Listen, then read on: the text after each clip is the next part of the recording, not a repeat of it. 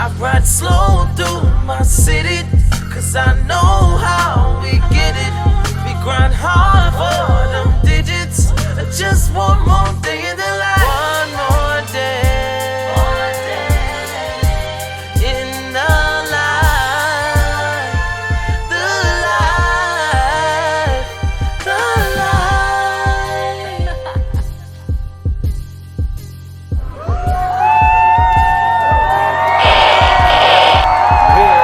We're live. NeverFold podcast. Spade O. RASHAAD LAMBERT. Stop playing with him. Here's my man. He's here. Dope people, dope shit. You already know. Listen, y'all don't understand. This man is the senior vice president of one of the most established publications ever in the history of America, Mr. RASHAAD LAMBERT. What's up with you, bro? Man. Look, man, I'm good, man. Look, Happy to be here. That's a crazy intro. I gotta live up to that though. no, listen, dog, you the senior vice president of Forbes magazine. Yeah. And I'm gonna keep it 100 with you. You don't look like the senior vice president of Forbes magazine. You feel me? You look like the senior vice president of the Source, or Subway Excel. Not the Forbes. The Forbes. How does that happen?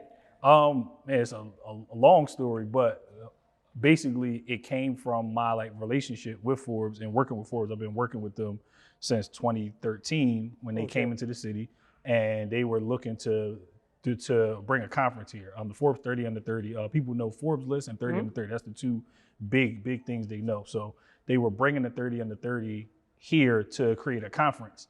And when they met with the mayor at that time, it was Mayor Nutter.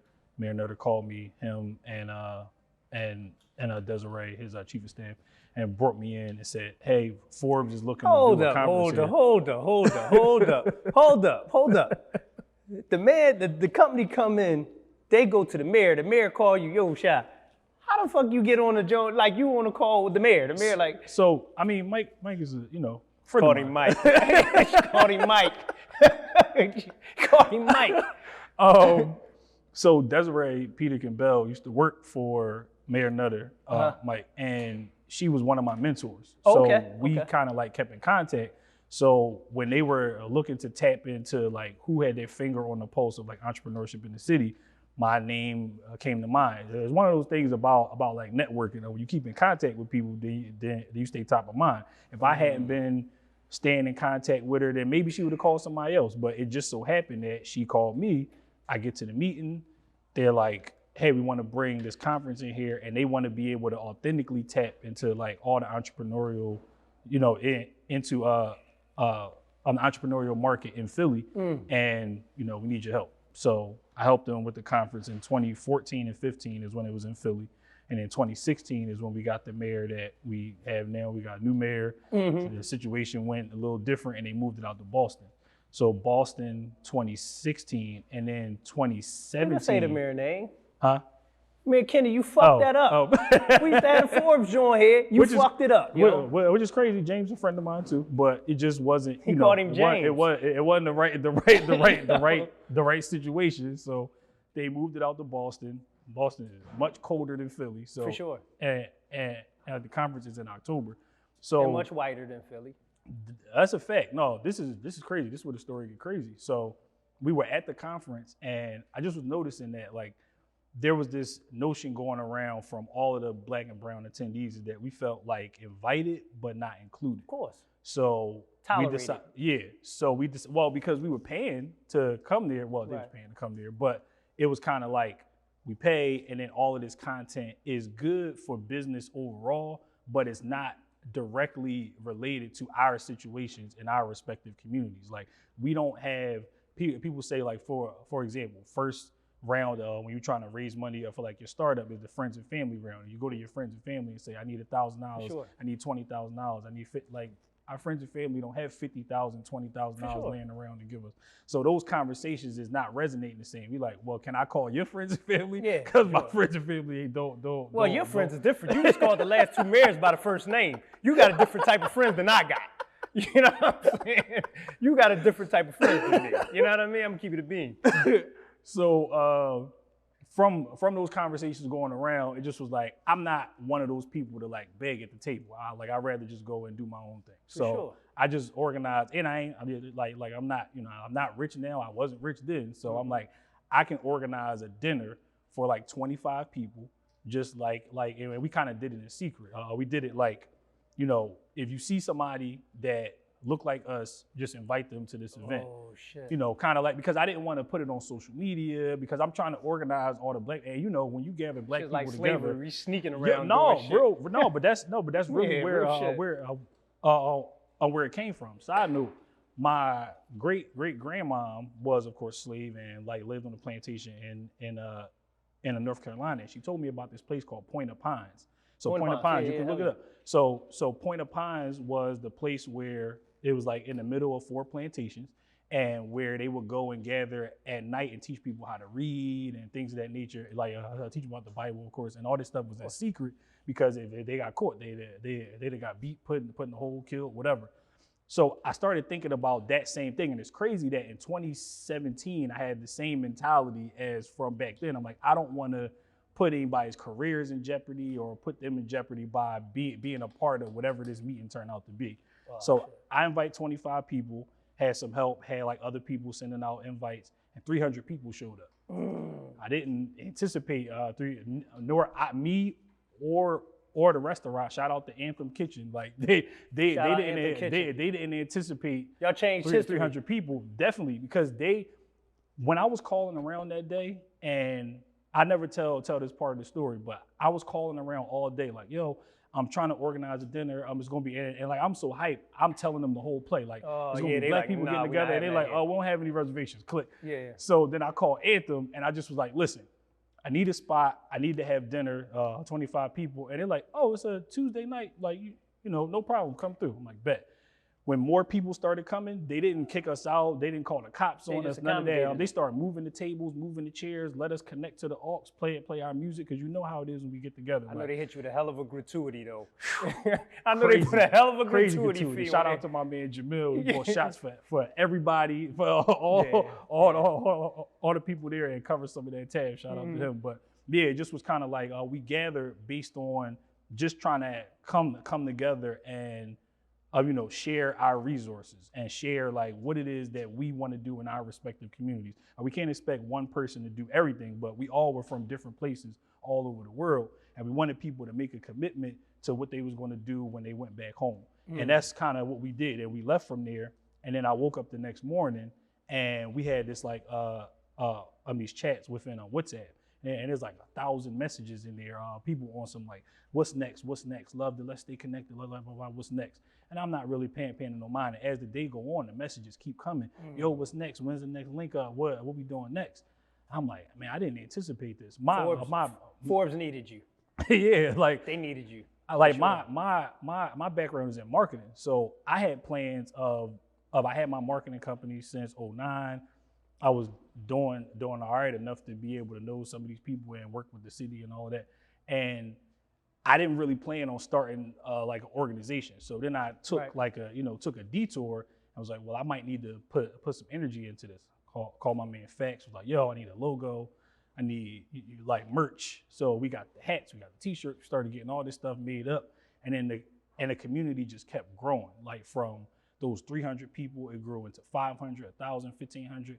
So this is 2018. Now we go back to the conference, but of the 1,500 roughly Forbes of Culture members, and that name Forbes of Culture came from the first night. That was my I was given a toast. And in the middle of the toast, I'm like, yo, this is like, I never saw this many of us like really represented here at this conference. I've been working on them since the first one, and this is just dope to see, and we're doing it for the culture. And it was like Forbes the culture, and it just came out. And I like it wasn't even a thought, it just kind of came out. And that's how that sort of was born. So that next year, we go back to the conference, still in Boston, but now we like 800 deep of people wearing Forbes the culture. People. You ain't have to go through that shit this year. It was easy. Every restaurant wanted to let you. They didn't know about it though. This was the crazy thing, is Forbes still didn't really know about it. Oh, y'all still was like a secret organization. Yeah. So Randall is the the chief content officer of Forbes, right? Randall is a good friend of mine, but he's on a first name basis with everybody. But we like personal friends, not like he was one of my mentors as well. And he always says like, we kind of like trade mentorship. Like sometimes I'm the mentor, sometimes he the mentor. Yeah. But he was my mentor first because he'd been in his career a lot longer than I have. So we always talk about like fatherhood because we both got kids and stuff like that. But we never really talked about like this. So when I started Forbes of Culture, I never mentioned it to him, which he still to this day is like, why didn't you just tell me? But because I didn't want to put him in a position to have to like his job is working at Forbes, so I didn't want to. Yeah, sometimes when you tell people, sometimes they'll discourage you from your vision. You know what I mean? Or they'll try to adjust the way you approaching your vision. So sometimes you got to just keep it to yourself and just go. You know what I mean? You got to do that sometimes. Yeah. So when we went back to the conference in 2018 and we was deep, everybody's asking, what is Forbes of Culture? Because they seeing the hats, the hoodies, people got t-shirts, all this stuff, and they're like, what is Forbes of Culture? And when we were at that first dinner, I made a joke that they took literally, and my joke was like, oh, we're gonna keep this like Fight Club because you don't talk about Fight Club. But they took it literally. So we get back to the conference and everybody's asking, what's Forbes of Culture staff? I'm saying Forbes staff is asking, what's Forbes of Culture? What's Forbes of Culture? And people are like, oh, you gotta talk to Rashad. So nobody would say anything they was about racing your ass to cease and desist. They racing your ass to cease and desist. If they couldn't got in, you was getting a cease and desist immediately. So finally, last day, they finally get to me and they like, yo, everybody, we've been trying to figure out what this Forbes of Culture thing is. Everybody is like telling us to come and like talk to you. And they knew me because I worked with them before. So they're like, what's up? So I told them what it was. They're like, yo, this is amazing. Why didn't you tell us? Let's see if we can work together. And my vision of Forbes at that time was Forbes is like a media company. Forbes is a magazine. I don't see how Forbes can help with what I'm trying to build because it didn't have anything to do with that. What my vision for Forbes of Culture was to create an organization where we can pool our resources the same way all the other cultures have done for decades. Like they keep all the resources internal. So I wanted to kind of do the same thing. Is we can create our own scholarship programs and grant programs and things of that nature to help business owners, black and brown business owners and entrepreneurs, professionals, help them get jobs and all of that. And as we started to kind of have the conversation, so now we talked for like a year. 2019 is when we signed with Forbes in like a partnership just to kind of test it out and see how it was going to go. And then by the end of the year, it just was like, all right, well, let's see what the next step of this is going to look like. And at the top of the 2020, we started talking maybe like January and like, so what is the like what do you want to do here? What's the next thing? And we started talking about creating an editorial department where we could use Forbes of Culture to tell the stories of people like ourselves that don't get our stories shared in magazines and places like Forbes. It's only stuck in the source of XXL, stuff like that. So I thought that was attractive. And then it was kind of like, well, we don't have anybody in this company that knows how to do what we are asking you to do.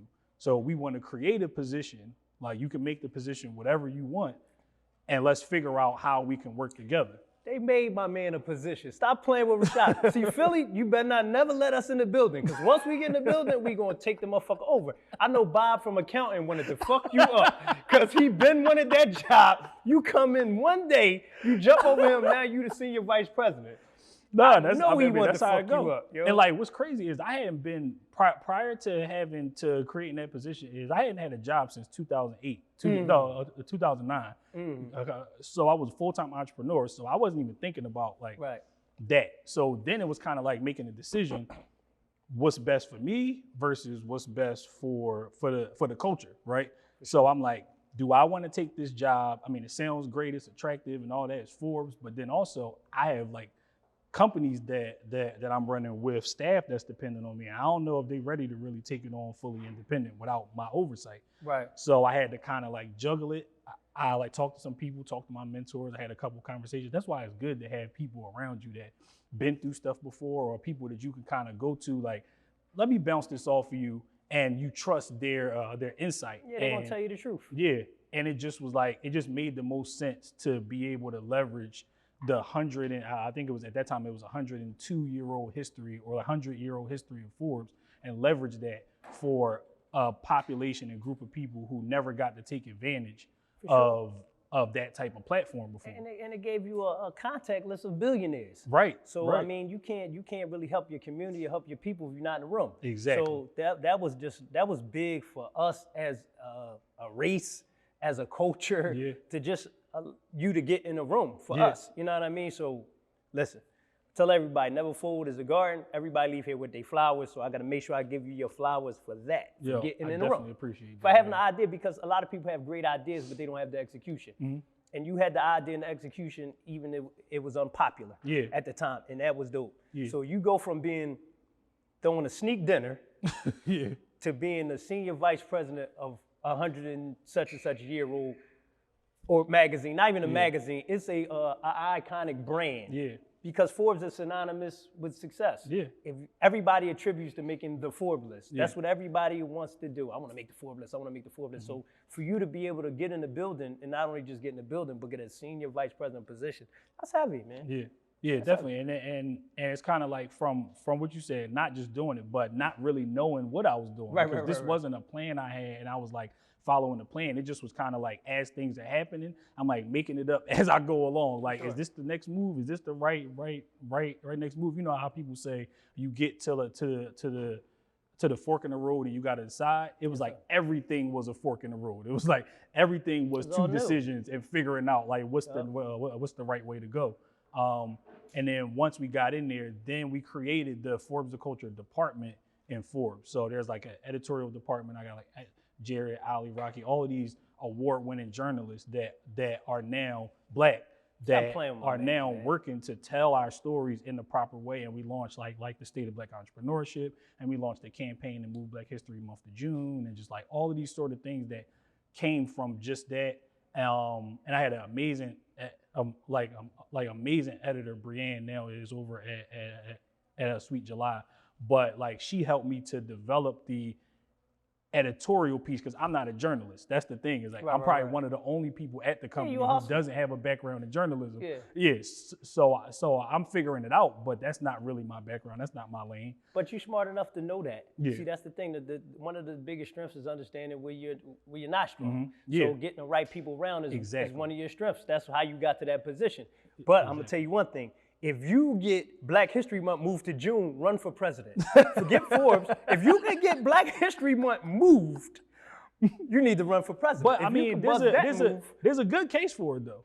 Like Black it's History a tremendous Month case. Yeah, Black History Month is in February right now, right? Right. It's coming up soon. Like it might be here now. I don't know when it's here. But in Black History Month is people will say it's the shortest, coldest month. Okay, yeah, that's one reason, right? But the real reason is, think about the economic path that you got to get to Black History Month. So end of the year is December, Christmas, right? People that celebrate Christmas, even if you don't celebrate Christmas, there's pressure, like tremendous pressure in America to buy gifts, and like all over the world to buy gifts, right? So people that even can't afford gifts are spending all their money on gifts. So they end the year broke.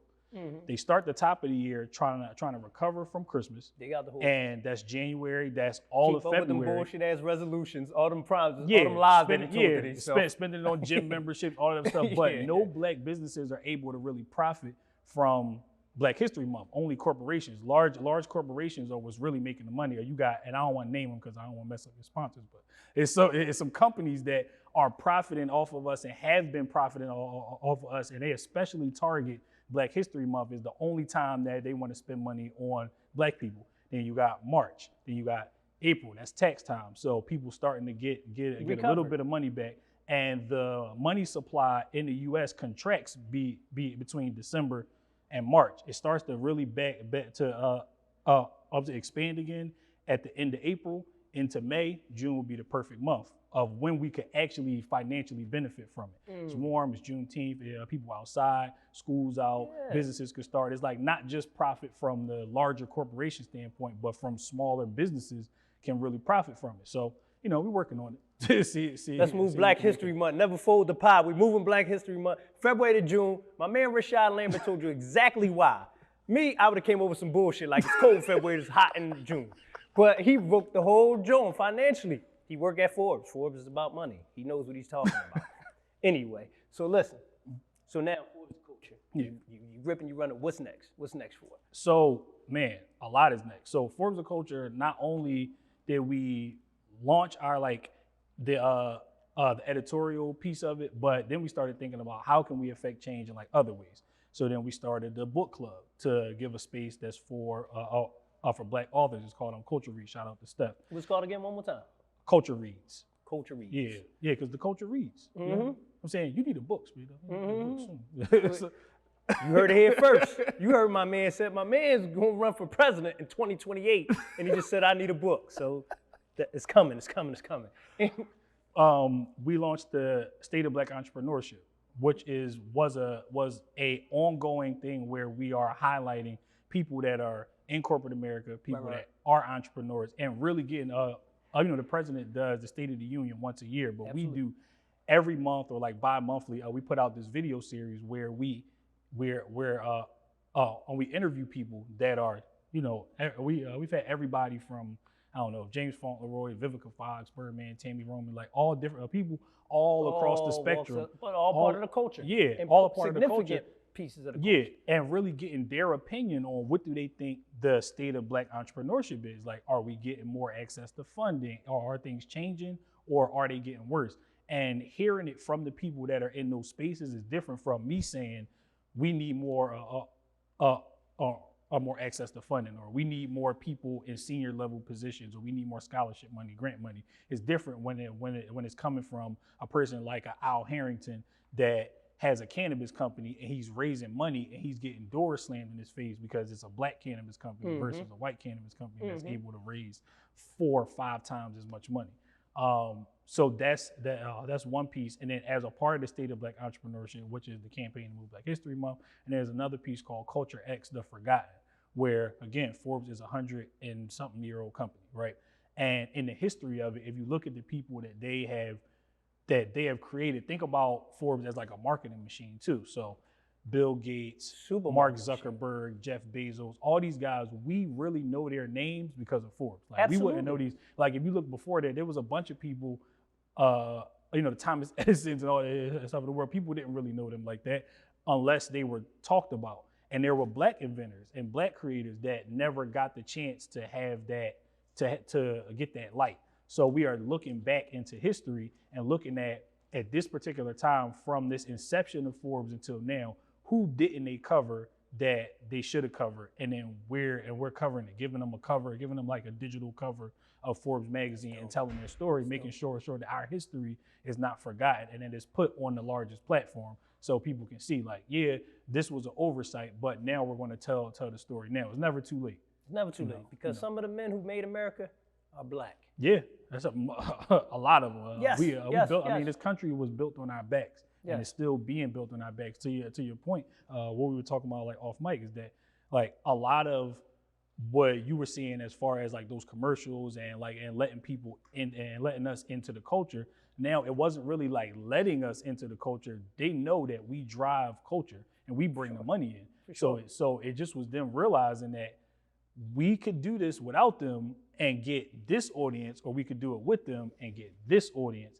And instead of us trying to like keep them out of it and just hire them and pay them pennies, now we're going to do partnerships so we can make like this is longer lasting because they're getting more power. We mentioned like Jay-Z, right? Jay-Z started off in one level, and as his level kept growing, it's kind of like, if we don't get in business with him now, it's gonna be too late because he's gonna get to a point where he's not gonna want to do business with us, and because he's gonna have his own business. Now he got the Rock Nations and all this other stuff. It's like NFL. He don't need, NFL, like he doesn't need those sort of things, and that's the situation now. It's kind of like trying to make sure that we are creating the next which is like the next phase. So Forbes of Culture is splitting off into sort of like 3 different like entities. It's going to be the editorial, the experiential, and then the educational.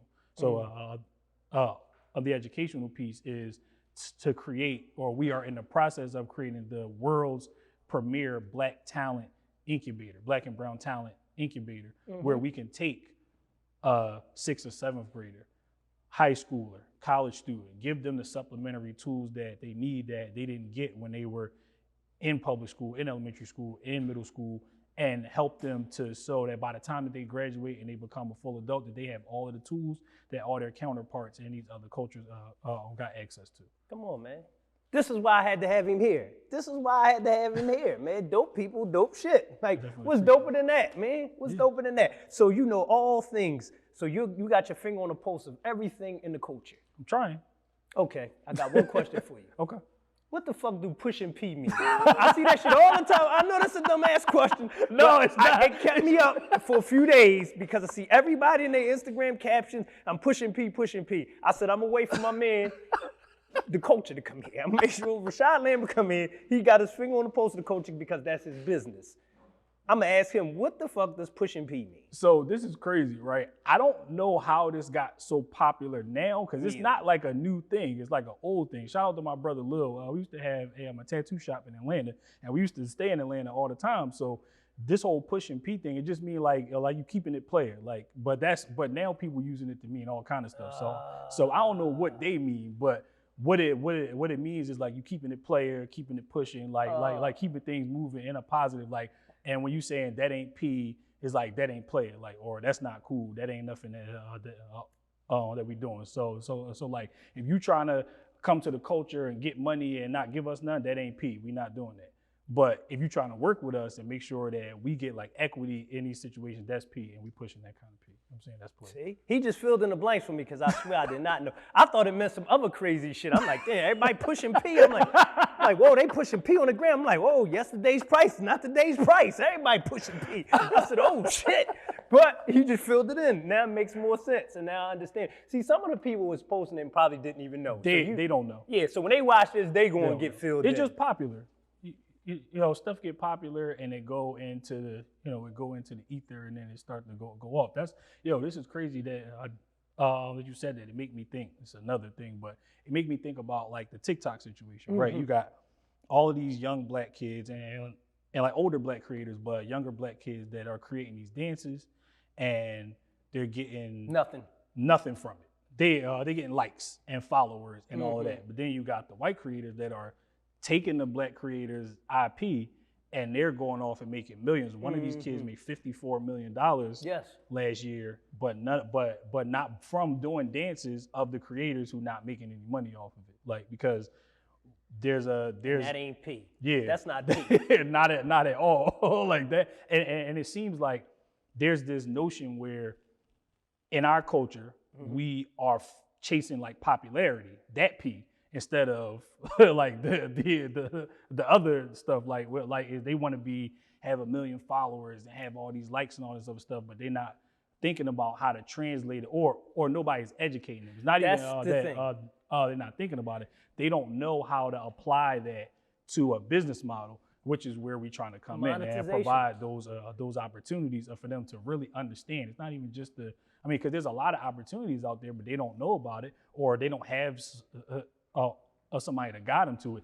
They really might just be having fun. They are. You in school or you with your friends and you just having a good time and you dancing and all of that. But then you don't realize that like this is a business that somebody else is looking at it. And then the other thing is that these like social media networks that we put so much time and so much energy into, they're not designed to really help us. All the algorithms are designed against black creators. None of this stuff is in our favor.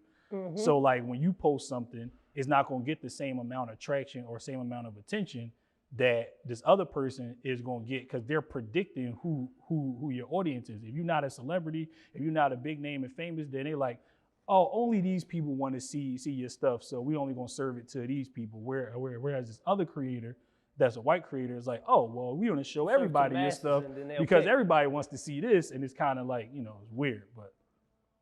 That ain't P, man. Not at all. But the thing is like, I don't think, I know, because I didn't understand branding. I didn't understand that me as a person, I was a brand. I didn't understand that you can monetize, you are a curator of the culture. Like people, you're an influencer. You have an influence on people and you can monetize it. I never understood it. I think as much as the blessing of social media has created so many entrepreneurs and created so many opportunities, I also think it made black kids lose their imagination.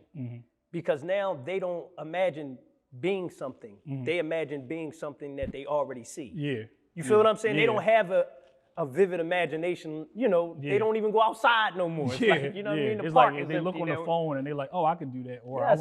I want to be this. And I that's wanna their be that. level of success. It's not tied to, like, Right. think about back in the day when we was growing up, kids was like, oh, I want to be like Michael Jordan, because they wanted to play basketball, but not just because they wanted to play basketball, because Michael Jordan was rich. Like that's what it was. It was like, I want to play basketball and be rich. It's not like, I'm not just trying to be on TV playing ball. And in this case, it's like, I want to be TikTok famous, but they're not thinking about, I want to be TikTok rich. Like, I just want to be TikTok famous. It's different. It's kind of like, we're trying to shift that narrative and help them understand that they have the opportunity to make millions of dollars off of this stuff that people are already making millions of dollars off of. So we got a use case already. It's like, it's not, can you make $1 million? It's people already making this money off of your content. Millions of dollars. Yeah, from your content. Think about it like if somebody was playing one of your old songs and they did a cover of it. Not even a song. They took one of your old songs and did a cover of it, and you're not making no money off of it, but they making millions of dollars. You see what I'm saying? It's kind of like, you're gonna have to give me a good old fashioned Philly fair one. You have to give me a Philly fair one about mine. I'm sliding up on you. You take mine and do something with it.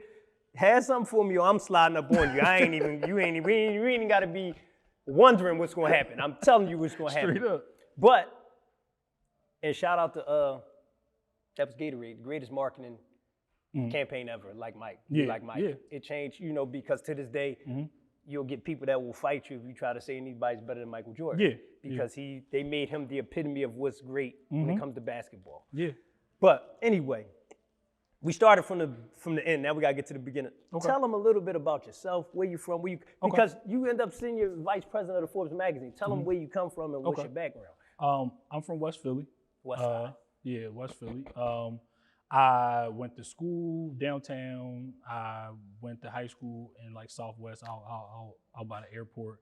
I started my first business when I was 10. Oh shit. So I've been in like entrepreneurship and cleaning business. Okay. So I grew up in the church. My mom was heavy into I didn't even want to clean my room at 10. This boy already had a cleaning business. Well, at 10. not like, I mean, it just was kind of like, so I was raised in West Philly, but then like I spent my summers down south. So I got a little bit of that, like the Southern hospitality, plus my mom and it was from the South. So my mom was heavy into the church. I spent a lot of time in church. And because of that, I kind of knew everybody and started to like see how things work, even at an early age. And I realized that most of the men in the church kind of like did the chores, but they was getting older. They started dying off. So then it was left with like only the women. So on the weekends, we would go to the church and it's like all these older ladies cleaning up. And I'm like, something about this don't seem right. Like, so I would go help out. And then it went to a point where I started off helping out, and then I started off and then I ended up doing it by myself. Cause I'm like, nah, y'all good. Like this not that. Like I'll go dust off the Bibles and clean the pews, mop, sweep, and all that. And they started paying me. I hope I don't get nobody in trouble for this, because this was highly illegal. But they started paying me under the table just to kind of like take care of things. Yeah. That was 20, 30 years ago. So. He did that shit last Sunday. You was 20, 30 years ago. That shit went down last Sunday at the church or whatever, such and such. You know what I mean?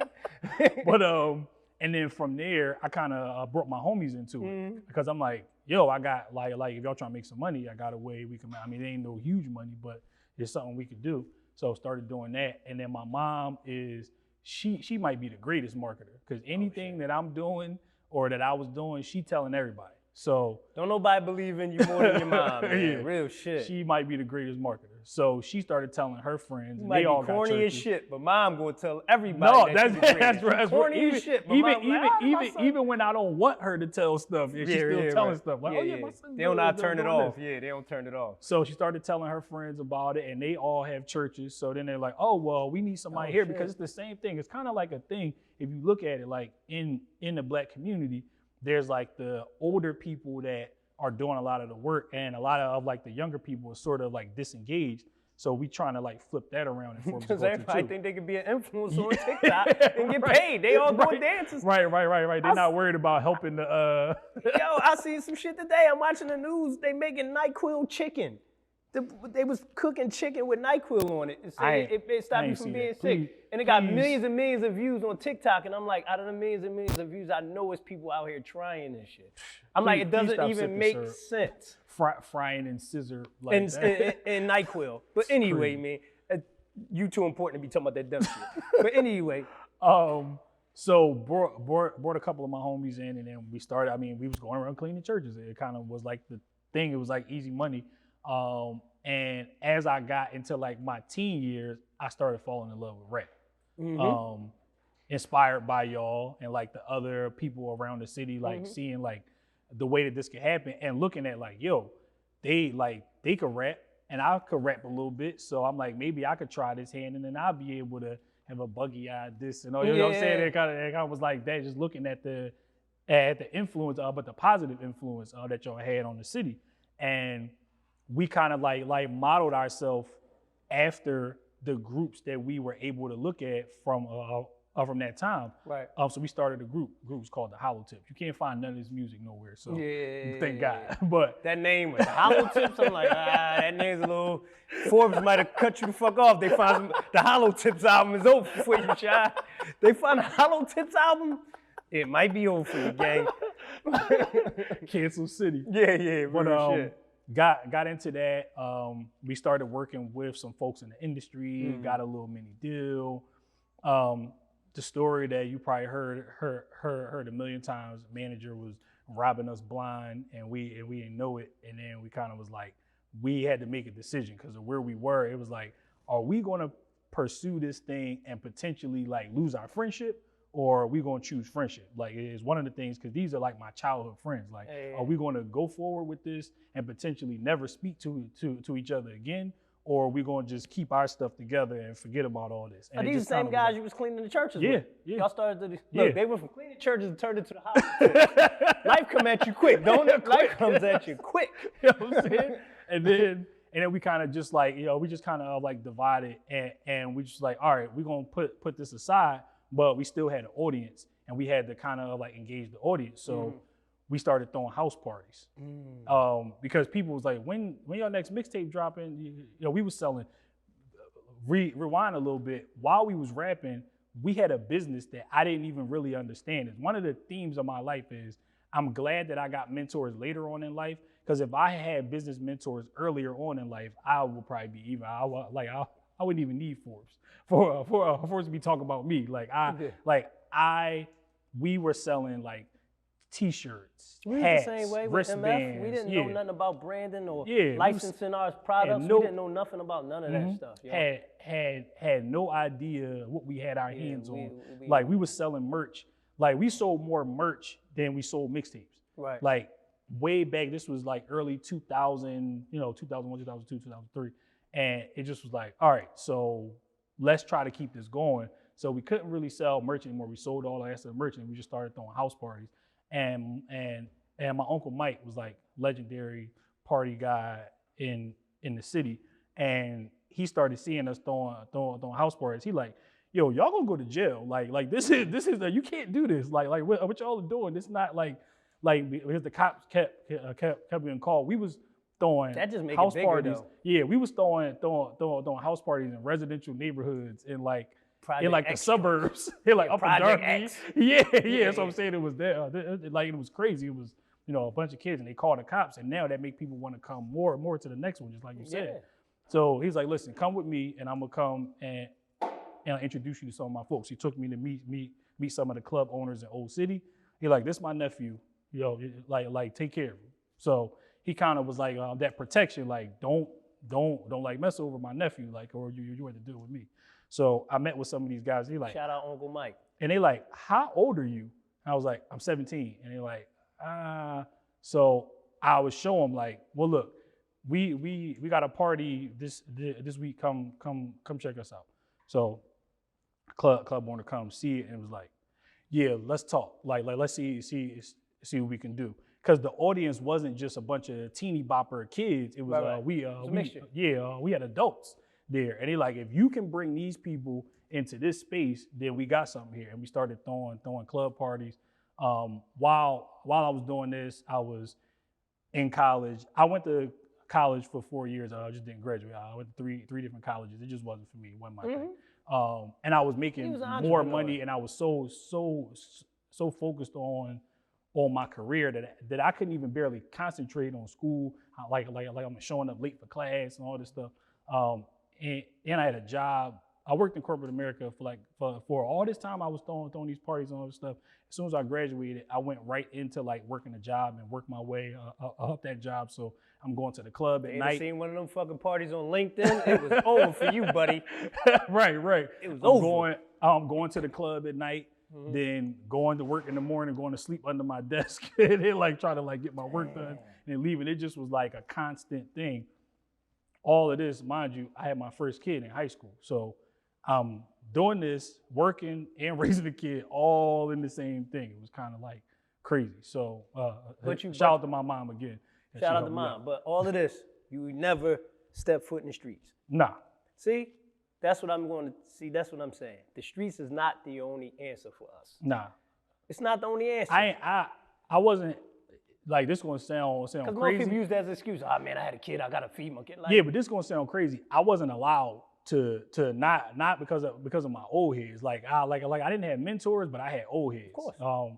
A shout out to my old head Maul when rest in peace Maul and rest in peace Uncle Mike. But when I was like, they was into that, right? So they always told everybody, listen, if he ever come to you or you ever see him, like you let me know. He not allowed to get in all this because he too smart to get caught up in all this nonsense. Everybody, even my close friends that's my same age, always tried to keep me away from everything else because they didn't want they didn't want me to get caught up in none of that stuff. So my old head Maul taught me the wholesale game. I didn't know nothing about like selling clothes. He gave me two lessons in one actually. He told me why was I going to the Chinese store and buying white tees all the time. He was like, when I do my turkey drive, they ever give me anything for free? And I'm like, nah. He like, yeah, because they don't support this community. They just come in and like pull money from it. They don't really care about the people here. So you shouldn't be going there and shouldn't be supporting them. Now, he's not no activist. He wasn't going to go and hold a sign and pick it, but he's doing his part. Like, yo, you don't want to go there. Here, this is what you do. Go to this address. Sent me up to Fifth and Island. He's like, listen, go up here. This is who you go ask for. He'll take care of you. Same price I was spending on. Still there too. Yeah, still. Shout out to Mike if he's still there. But same money that you spending in a week there and getting like 7 t-shirts, you go get a box and sell them. And that was my next business in high school. Is I was selling t-shirts in school, selling white tees. You know, back in the day, it was a long tee. You had to have a mandatory white t-shirt. Yeah, I was selling white tees, and then I graduated and started selling candy and chips and all this other stuff before they came and tried to lock me up for it because they thought I was hustling. See, the more you talking to me, the less surprised I am at where you at. Yeah. Because you kind of was on this trajectory the whole time, because you kind of understood the concept of business, which most of us don't. Yeah. And you understood. Not in detail, just in theory. I understood the theory of it. I just didn't know how to pull it all together. Exactly. Exactly. So, but you, a lot of people just figuring it out. Yeah. You already had a business at 10. Some motherfuckers that's 40 that never had a business. Yeah. You know what I mean? So that's an amazing thing in itself. But it's just like to come from cleaning churches and throwing house parties and all that. Do you ever sit back and like, damn, I'm the senior VP of Forbes magazine? Like, I feel like crazy. I'm a kid from West Philly. I was just throwing it right now. I'm the senior VP. You sitting in these boardrooms around billionaires and this, and you got a strong voice in the building. Like, you know what I mean? They let you make up your motherfucking position. Like, what you want to be? Make the shit up. Yeah. It's funny. People ask me that all the time. Like, do you ever look back at your journey? And I really don't a lot because I know myself. For sure. Right, very, very well, and I don't want to become complacent. Like I never want to, and this is going to probably sound crazy. People see this, they're gonna try to kill me for it, but I never want to feel like I made it because I'm always because my idea of where I'm trying to get is not where I'm at right now. Is nowhere near, and I appreciate where I'm at now, and I know that this based on all of the stuff that I went through, this is definitely not the norm of where somebody like me would end up. Neither one of us, I'm saying, this is not like we're coming from, where we come from. It's amazing that we even sitting here right now and being able to have this conversation. Yeah. But I never think about it like, man, I came a long way, because then I'm gonna go, yeah, you're gonna exhale. Yeah, and I don't want to. I'm still kind of like I'm still pressing forward, because it's not just me. It's Forbes of Culture got over 10,000 members globally now, and they all depend on. 10,001. I'm in this motherfucker. Yeah, I'm in the coaching now. Yeah. I don't know what position I'm gonna play, but I'm in the coaching. I know it's important though. It's gonna be an important position. Yeah. But yeah, that's like, it's important for me to keep that mindset to be able to continue pressing forward, so I don't start to like rest on my laurels and think like, all right, okay, I'm good now. That's right. Yesterday's home run don't win today's game. Fact. So don't get stuck. You got to keep moving, keep evolving, keep doing all this shit. So I'm glad you're here. We got to play a little game. Okay. Mr. the Coaches. See, you want to NeverFold pie, and on here we play a game called Pull Your Card. Okay. So I'm gonna shuffle these cards. You're gonna pull a card. If you pull a heart, I'm gonna ask you a random question about love. Okay. You pull a diamond, you got to give off a jewel, a diamond. You got to pass off some great advice someone's giving you in life, or just some general great advice for someone else. You pull a club, I'm gonna ask you about the greatest party. Well, I'm gonna ask you about the greatest party you ever threw. Okay. And if you pull a spade, I'm gonna just ask you some random spade crazy shit. Okay. But you too good of a guest for me to ask you some silly shit. So all this shit is gonna be important. Okay. So go ahead, pull your card. Man, that was a crazy shuffle, man. I know, it's a little tricky shuffle. What you got over there? Oh, see? I know it's crazy. Look what he pulled. That's some shit only Rashad would have pulled. This the card that got everything. This got the directions on this motherfucker. That mean they want you to give out the directions. I pulled the everything card. Uh-huh. All right. That mean you supposed to be giving out directions. Oh, you got a diamond. Come on. Give it up. 3 jewels? Give it up. Okay. You got 3 fours, give them up. So one of the most important things is that my rap name was Spit. Mm-hmm. Was Spit. It just came like that. And then when I got on like social media, and this was like, it's funny when like the Hotep era started, and we start calling each other King and all that, right? So then it was like King Spit. But I was calling myself King Spit before that, and then people started calling me King Spit because it was my name on like Instagram. Right. People ask me why, and I say, if thou doth not proclaim thyself a king, then who shall? Like, if you don't think of yourself as royalty, then nobody else is ever going to see you as royalty. The nigga took it back to the old English. That nigga said, that's my man right there. That's my man right here, yo. Yeah, man. That was one of the like important lessons. And I mean, I got a couple more. Since it's 3, I'll give you 2 more. One is your vibe attracts your tribe, right? There's a lot of people that don't understand why there's certain energies and certain people around them, and it's definitely something you doing. Like, if they still hanging around you, if they still wanting to be around you, it is definitely because of you. It's something that you doing that's either empowering them to stay around you, or it's something that you're doing that's like magnetizing them and keeping them in, or keeping these people hovering around your circle. And then I guess the last one would be under promise, over deliver. I always tell people less than what I'm actually doing. I always downplay stuff just a little bit, so when it come through, they like, what? You know, it's better. It's better than when you tell somebody, yo, I'm gonna bring you the sun, and then you bring them a star, and they like, yeah, right. You ever tell them you're gonna bring them the star and bring them the sun? No doubt. Yeah. Listen. So this is a lesson to all of y'all. Go out and clean the church for Miss Annie and them. Throw you a couple house parties, and you too can be the senior vice president of Forbes magazine. This is how that shit happens, man. Crazy. This is how that shit happens, man. And listen, remember, no matter how bad the cards you get dealt, you can never fold. My man.